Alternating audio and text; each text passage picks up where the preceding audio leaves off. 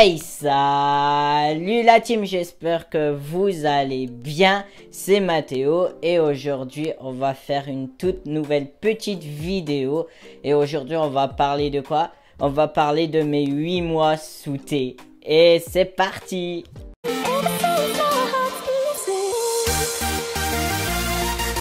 Me revoilà la team. Bon, avant de commencer, je tiens juste à te préciser de ne pas t'inquiéter si ce samedi-là, exceptionnellement, tu ne vois pas de vidéo sur ma chaîne. Pour la bonne et simple raison que je vais checker tout le week-end Netflix. Et du coup, c'est la raison pour laquelle que je ne ferai pas de vidéo. Mais ne t'inquiète surtout pas, hein, bien entendu. Il y aura des vidéos tous les autres samedis, bien entendu. Sauf si j'ai pas d'inspiration, je précise. Bref, du coup, si tu viens de tomber par hasard sur ma chaîne ou tu découvres cette petite vidéo, tu as dû sûrement rien comprendre au vu du titre de cette petite vidéo. Ça fait beaucoup de vidéos dans une seule phrase. On va commencer. Du coup, pour te préciser, je suis un homme transgenre et je suis en traitement hormonal. Et du coup, bah voilà, ce qui veut dire que je suis en pleine transition médicale, si tu préfères mieux le terme. Bref, du coup, ici, je voulais faire juste un petit check-up parce que oui, à l'heure actuelle, je fête exactement mes 8 mois sous thé et je suis super heureux de vous le dire, super heureux de vous le partager également. Pourquoi je voulais à tout prix vous le partager? Tout simplement pour que vous remarquez que chaque transition est différente pour chaque personne transgenre.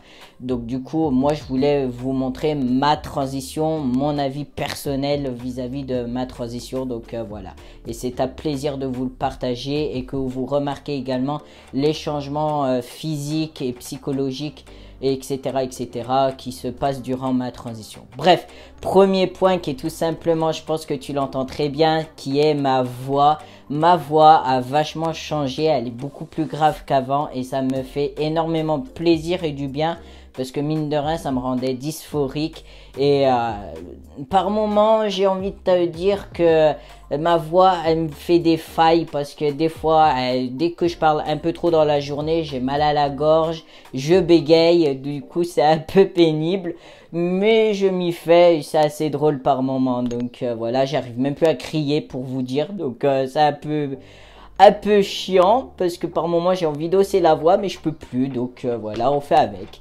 Deuxième point qui est tout simplement ma pilosité. Bah clairement j'ai l'impression d'être un ours au niveau des jambes et c'est tout, ouais. Au niveau des jambes j'ai clairement l'impression d'être un ours. Je sais pas si c'est mes génétiques de portugais ou laté ou peut-être les deux, j'en sais rien, vraiment pas. Après au niveau du ventre, bah clairement le ventre et le torse ça change pas grand chose. Avant j'en avais, j'ai toujours du poil à ce niveau là, ça a pas plus poussé qu'avant ou quoi, pas du tout, c'est toujours au même stade. Au niveau des bras, les bras c'est toujours au même stade aussi, ça a toujours été comme ça même avant la T. Ça n'a rien changé c'est rien de fou en soi. Au niveau des mains, je te mets une petite photo ici parce que si je te montre, tu verras rien du tout. Il y a du poil, que ça soit sur les deux mains, je précise, au cas où que tu ne l'aurais pas compris, hein. Ensuite, au niveau de la barbe, je sais pas si tu le verras là. Voilà, je vais pas trop rester debout parce que j'ai mal aux jambes. Mais je te mets en soi des photos ici, tu verras beaucoup mieux sur les photos parce que je suis désolé mais j'évite de faire trop d'efforts parce que j'ai mal aux genoux. Bref, du coup bah là ça continue toujours à pousser au niveau du visage, mais il faut que je t'avoue aussi que j'ai repris mon traitement de minoxidil, donc je pense vraiment que c'est le minoxidil qui joue un jeu là-dessus et qui fait beaucoup plus d'effet sur la pousse. Donc voilà.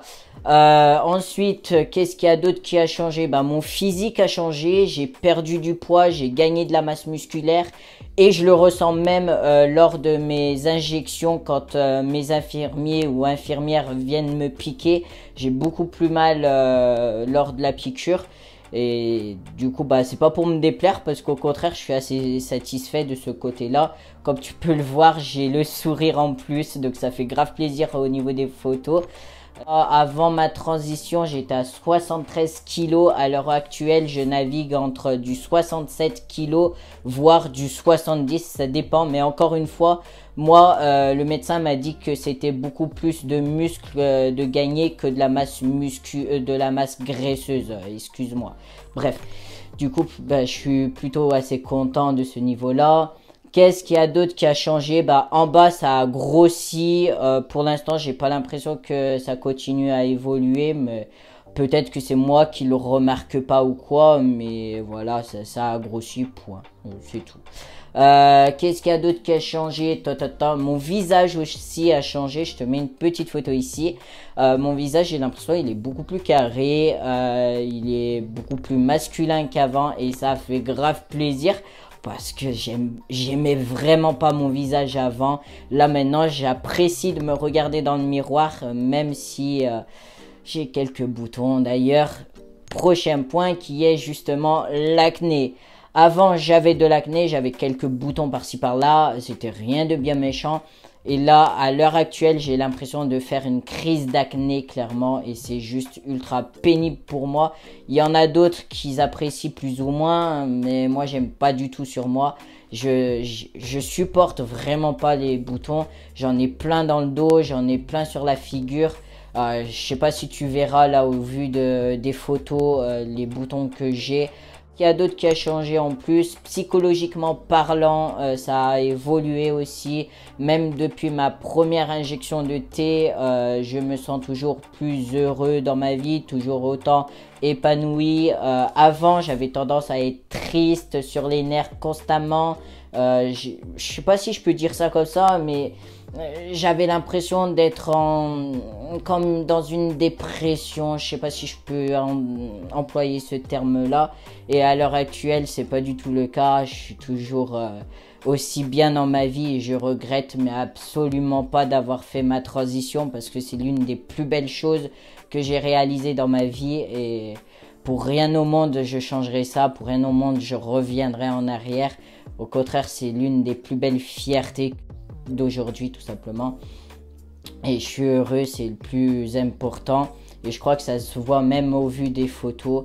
Bien sûr, mon visage, je précise, je voulais juste faire le mec sérieux sur la deuxième photo pour que tu voies un peu plus la différence. Parce que si je souris, tu vas pas voir vraiment la différence. Alors là, j'avais envie de faire le mec sérieux un minimum, histoire que tu voies un peu les changements. Ensuite, qu'est-ce qu'il y a d'autre qui a changé? L'état civil, ça a changé, c'est toujours en cours. Dans quelques semaines, j'ai rendez-vous à la mairie pour déposer mon dossier pour ma nouvelle carte d'identité. Et je suis super heureux parce que d'un côté, je voulais avoir une preuve comme quoi, oui, le tribunal ont bien fait les changements, que je suis officiellement Monsieur Matteo, nanana, nanana. Je vous dirai pas mon nom de famille parce que c'est personnel. Et du coup, je suis hyper heureux. Je suis sorti de la mairie en récupérant mon petit acte de naissance et j'étais super heureux de voir Matteo d'afficher. Et en plus de ça, j'avais eu le droit enfin à un au revoir monsieur. Donc, il n'y a rien de plus beau pour moi que d'avoir ce type de commentaire et c'est juste top. C'est juste top. Pour certaines personnes, éventuellement, c'est que de la paperasse, c'est du papier, c'est rien de forcément d'important. Mais il faut savoir que pour une personne transgenre, c'est un truc de malade. Pour une personne transgenre, c'est être reconnu dans le genre qu'on est vraiment. Et c'est juste un truc de fou et c'est juste génial, j'ai envie de dire. Même là, rien que d'en parler, j'ai envie de pleurer parce que je suis tellement heureux dans ma vie actuelle que je m'en cache pas et j'ai vraiment pas honte, au contraire. Et je suis très très fier. Pour la première fois de ma vie, depuis le début de ma transition, j'arrive à dire que je suis fier de moi, chose qui n'était vraiment pas le cas à l'époque. J'arrivais même pas à dire que j'ai un beau visage, j'arrivais même pas à dire que je suis fier de moi. Et à l'heure actuelle, il y a les choses qui ont évolué, les choses ont changé et je suis vraiment fier de ça. Et franchement, même pour toi, je te souhaite tout le bonheur du monde parce que tout le monde mérite le bonheur et franchement, c'est un truc de fou, c'est un truc de malade quand on est heureux, heureuse et entre les deux, c'est juste top. Ensuite, qu'est-ce qu'il y a d'autre qui a changé? Bah, j'ai mon deuxième rendez-vous avec le professeur Scholler vis-à-vis de ma mammectomie le 8 octobre 2020. Et du coup, bah, je vous en parlerai un peu mieux dans une prochaine vidéo quand j'aurai mon rendez-vous. Mais j'ai vraiment, vraiment hâte parce qu'au niveau de mon torse, la dysphorie ne cesse d'augmenter. Et c'est vraiment handicapant pour moi parce que je ne peux quasiment rien faire. Je peux plus sortir sans binder, je ne peux plus sortir sans pull ou sans t-shirt. J'ai vraiment une grosse dysphorie à ce niveau-là.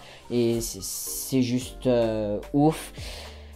Du coup, qu'est-ce qu'il y a d'autre qui a changé? Bah, il n'y a rien d'autre qui a changé de ouf en 8 mois. Franchement, après, c'est tout pareil que les mois précédents. Donc, je trouve rien d'autre à dire pour cette vidéo. Du coup, je tiens à te préciser que peut-être dans les 2 mois prochains, je referai ce type de vidéo. Si j'en ai envie, bien entendu. Hein, parce que c'est ma chaîne, je fais ce que je veux. Donc, voilà. Après, bah... je continuerai tous les autres samedis à faire des vidéos, donc ne t'inquiète vraiment pas. Je vais vous laisser, je vous souhaite une très bonne soirée, je vous fais de gros cœurs sur vous, plein de gros bisous. Portez-vous bien, faites attention à vous, encore une fois la famille, c'est très important pour moi. Et sur ce, salut!